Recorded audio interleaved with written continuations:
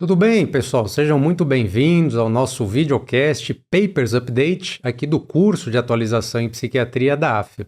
Me chamo Marcelo Generoso, sou psiquiatra e coordenador do nosso curso. Hoje temos o prazer de receber aqui a doutora Regina Malta. Doutora Regina é médica formada pela Universidade de São Francisco, em Bragança Paulista, aqui em São Paulo.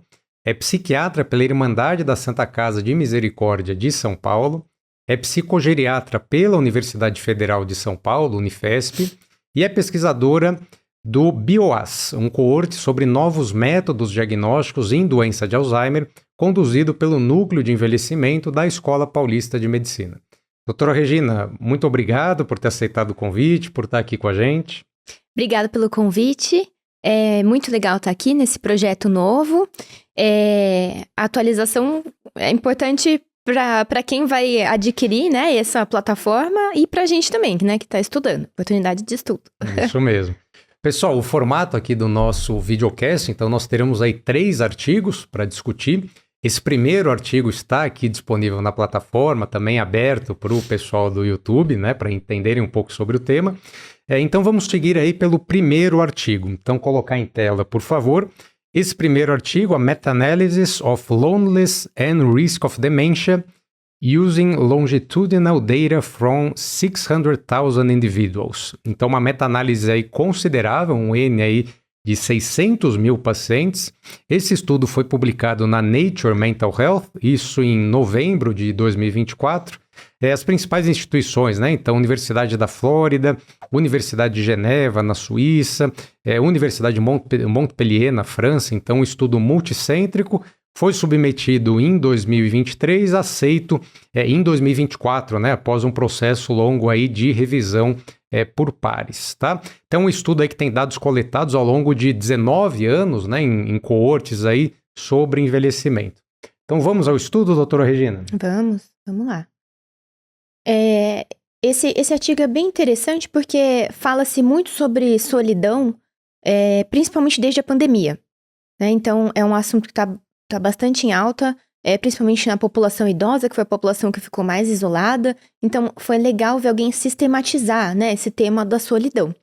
Então, ele começa, primeiro, diferenciando o que é solidão e o que é estar sozinho, ou estar isolado, né? Existe uma diferença. Então, solidão é um aspecto um pouco mais subjetivo. E eu acho que aí vem um dos primeiros desafios do trabalho, né? Que era como determinar solidão, né? Que escalas utilizar ou que tipo de entrevista, né? Com os participantes. A gente pode se sentir sozinho, mesmo quando acompanhado, né? Se a qualidade ou quantidade de suas conexões sociais não corresponder ao que se necessita ou deseja, né? Por isso que é um aspecto mais difícil de quantificar, né? É uma percepção individual, né, Regina? Exatamente. Acho que isso é interessante que o artigo traz, né? Foi tentada aí uma formatação para definição, mas não deixa de ser algo subjetivo ali também para o indivíduo, né? Sim, então acho que desafiador, né, para quem fez o artigo. E muitos estudos observacionais mostram que indivíduos que sentem solidão têm maior risco de desenvolver demência e outros comprometimentos cognitivos, mesmo quando considerados fatores como isolamento social, fatores clínicos, comportamentais e genéticos para risco de demência. Então, solidão é um fator independente, a gente vai ver, né? Se é ou não um fator independente de risco aí, né? Essa meta-análise aprofundou e ampliou o campo de estudo de 3 maneiras, tá? Então, além de avaliar a associação entre solidão e risco de demência por todas as causas, então demências em geral, tá? Quando a gente fala de demência em todas as causas, todos os tipos de demência. Também analisou o risco específico para Alzheimer e para demência vascular, que foi uma coisa bem nova desse estudo, analisar especificamente essas duas. E se investigou a associação entre solidão e comprometimento cognitivo. E aí ele coloca aí 2 aspectos, tá? O que ele fala de comprometimento cognitivo? Comprometimento cognitivo não demencial e prejuízos cognitivos inespecíficos em uma ou mais funções cognitivas, que podem preceder o início da doença. Então, quando eu for citar, eu vou acabar falando NCI, para não ficar essa frase enorme, mas seria o prejuízo cognitivo inespecífico. Aqui, também é um ponto que me gera um pouco de dúvida, que assim, ele não definiu bem o que seria esse comprometimento cognitivo não demencial. não dá pra gente dizer que é um CCL, que é aquele comprometimento cognitivo leve, porque ele não especifica isso, tá? Mas é possível que seja isso que ele queria dizer, tá? Mas isso não tá especificado em nenhum momento. E combinaram-se resultados da literatura publicada com uma análise coordenada de estudos de corte sobre envelhecimento em andamento, que avaliaram solidão e cognição ao longo do tempo, e isso permitiu examinar as fontes de heterogeneidade entre os estudos. E aí eles conseguiram incluir as medidas de solidão, os métodos de diagnóstico da demência e as características das amostras. E aí 2 perguntas foram feitas, para se selecionar, para se direcionar esse estudo. Solidão está relacionada a um aumento no risco de desenvolver demência por todas as causas, em geral, e demências específicas, DA e DV? E solidão está relacionada a um aumento no risco de desenvolver comprometimento cognitivo não demencial ou déficits cognitivos inespecíficos? E aí, a partir dessas 2 perguntas, foi desenvolvido aí esse modelo PICOS, que pelo que a gente vê, não é só nesse trabalho, é um modelo aí usado em vários outros trabalhos, que é a sigla em inglês, na verdade, tá? Então, ele fala que P é população. A população desse estudo foram adultos de meia idade e idosos sem comprometimento cognitivo no início do estudo. O I é intervenção, só que esse não é um estudo de intervenção, então não tem intervenção esse estudo, né? O C é comparação, não tem grupo controle ou comparação formal. O O são desfechos, que é a sigla em inglês, tá? Por isso que não tá batendo, mas... o desfecho primário, que seria o risco de demência incidental, incluindo demências em geral, Alzheimer e vascular, e o secundário, que é o risco de comprometimento cognitivo não demencial e comprometimento cognitivo prejuízo cognitivo inespecífico. E o S é o desenho do estudo, que é um estudo observacional longitudinal. Então, esse fluxograma é como que eles foram triando, né, os trabalhos que eles pegaram. Então, inicialmente, ali lá em cima, né, entraram 1.035 na base de dados dele, 1.035 estudos. E aí eles foram filtrando, isso foi baixando, né, depois do screening deles, para o que eles precisaram, para 844, foram filtrando mais ainda, pegando a população que precisava, tiraram os artigos que às vezes só pelo resumo eles já viam que não servia, que não estava com uma boa definição de demência ou com uma boa definição de solidão, eles foram tirando, até que no final ficaram aqui 49 artigos. E aí eles colocaram para demência, ficou um total de 21 amostras de artigo, e para avaliar comprometimento cognitivo não demencial e prejuízo cognitivo inespecífico, sobraram aí 16 artigos. Então, eles foram bem criteriosos nisso, né?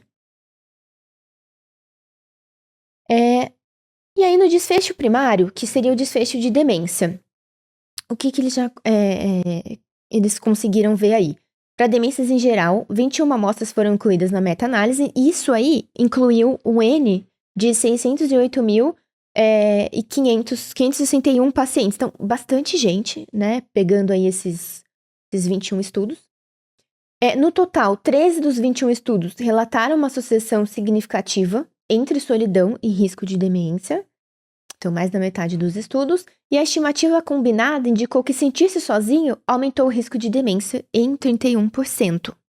E aí eles envolvem um pouquinho, né? Depois, na discussão, o porquê disso. E valores super altos, né, Valores Regina? altos. Se a gente for pensar em 30%, pessoal, uma 30%. chance aí super alta, né? Com significância estatística, né? Com significância. Um fator específico, né? Olha como isso parece ter um impacto super grande na cognição, né? A solidão. Isso é importante por quê, né? Porque isso, ao meu ver, pelo menos, né, Regina, é um fator de risco modificável, né? Isso, se a gente for pensar na população, né, nos idosos, né, a forma como eles conseguem se inserir na sociedade, né, nos grupos, em outras atividades. Então, isso é um fator de risco potencialmente modificável, né, se a gente for encarar dessa forma, né? A gente vai seguir aqui na apresentação, mas eu queria chamar atenção para isso, né, uma chance ali super alta, né, de ter o desfecho negativo, né, o quadro demencial, e um fator de risco que a gente pode mexer, né? Sim. E perguntar ativamente, né? Sem dúvida. Na nossa pesquisa aí. Ainda em desfechos primários, e agora nas demências específicas de Alzheimer e vascular, que eles incluíram aí no estudo, né? 5 estudos avaliaram o risco para a doença de Alzheimer, e aí tinha um N de quase 493 mil pacientes nesses estudos, e 3 estudos avaliaram o risco para demência vascular, com um N de 489.467 pacientes. Então, mais uma vez, um volume alto, né? E solidão esteve associada a um aumento do risco tanto para DA quanto para DV. Então, novamente, com significância estatística. Então, muito legal, porque para demências em geral, mas eles colocam as demências mais prevalentes aí também, né? No entanto, a associação com demência vascular foi influenciada principalmente por um estudo específico desse autor, que tinha um N mais volumoso. Então, ele acabou... Isso influencia um pouquinho no fator do estudo, porque ele deixou o estudo, assim, menos... Pesou essa muito, parte, né? Isso, menos homogênea, né? E aí, enquanto os outros estudos não encontraram associação significativa. Então, esse desse autor pesou mais. E aí, no desfecho secundário, falando do comprometimento cognitivo. Para comprometimento cognitivo não demencial, 16 amostras foram incluídas na meta-análise, e aí isso deu uma população de 103.387 indivíduos. É tudo muito grande, né, nesse estudo. E aí houve uma associação significativa em 11 das 16 amostras. E a estimativa combinada indicou que se sentir sozinho aumentou o risco de desenvolver comprometimento cognitivo não demencial e prejuízo cognitivo inespecífico em 15% das pessoas, dos indivíduos avaliados. Mais uma vez, super importante, né? E pensando que muitas vezes esse comprometimento cognitivo pode preceder o diagnóstico de um quadro demencial, quer dizer que, assim, já é um fator de risco até precoce aí, né? E aí fizeram 3 análises adicionais, tá? Nesse estudo.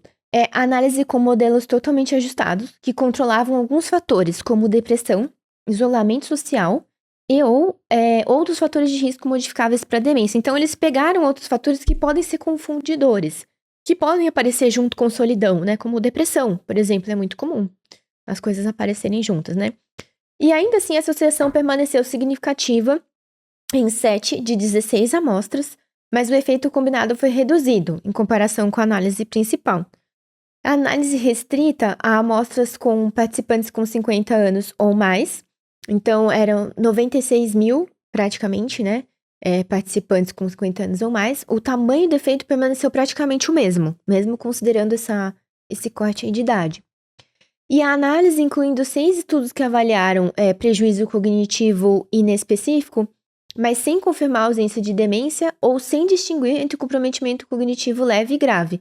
O risco estimado foi semelhante ao da análise principal. Então, assim, a gente continuou confirmando os mesmos resultados, tá? E Mesmo com vieses, né? E mostra um rigor metodológico super expressivo, Sim, né? Então, os autores eles foram bem cuidadosos, inclusive para tentar diferenciar essas áreas de intersecção, né? Ou de sobreposição, por exemplo, da solidão e de um quadro depressivo, né? Que também pode ser um fator de risco envolvido. Então, isso só dá uma robustez maior para as conclusões ali, para os resultados da meta-análise, né? Uhum.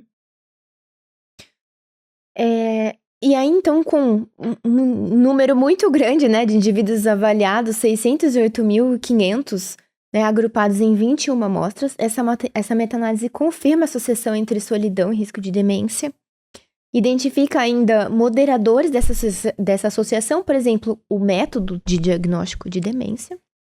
Essa associação está em consonância com a literatura, que relaciona a solidão ao risco aumentado para outras doenças neurodegenerativas. Então, já tinha isso um pouco mais estudado, como, por exemplo, Parkinson e mortalidade precoce, né? O tamanho do efeito meta-analítico também é comparável ao de fatores de risco comportamentais, já bem estabelecidos para demência, como comportamento sedentário ou inatividade física, que é importantíssimo, porque quando a gente vai orientar prevenção e tratamento também, a gente faz orientação de atividade física, é um dos fatores de risco mais bem estabelecidos, né? Fatores modificadores, aliás, mais bem estabelecidos aí quando considerado isoladamente.